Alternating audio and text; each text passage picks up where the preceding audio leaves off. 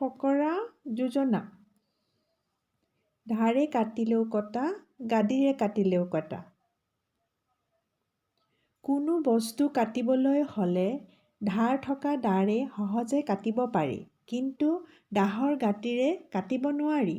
অৱশ্যে, যদি কোনো কাৰণত দাহৰ গাদীৰে কাটিব লগা হয়, তেন্তে বহুত কষ্টৰ বিনিময়ত কটাও যায়।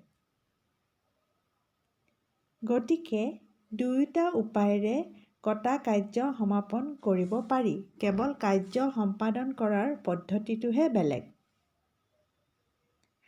গতিকে আমাৰ মানুহৰ ক্ষেত্ৰতো যদি কোনোৱে প্ৰত্যক্ষভাৱেই হওক বা পৰোক্ষভাৱেই হওক কাৰোবাৰ অপকাৰ কৰিলে অপকাৰ কৰাকে বুজাব। সেয়েহে নিজেই কৰক বা আনৰ দ্বাৰাই হওক এজনে আনজনৰ অপকাৰ বা অপমান কৰা উচিত নহয়।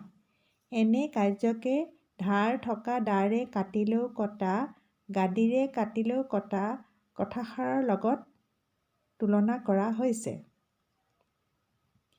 অৰ্থাৎ আনৰ বেয়া চিন্তা কৰাটোও যি উপায়েৰে হওক বেয়া কৰাটোৱেই বুজায়। এনে কৰ্মৰ পৰা সকলোৱে বিৰত থকা উচিত। ধন্যবাদ।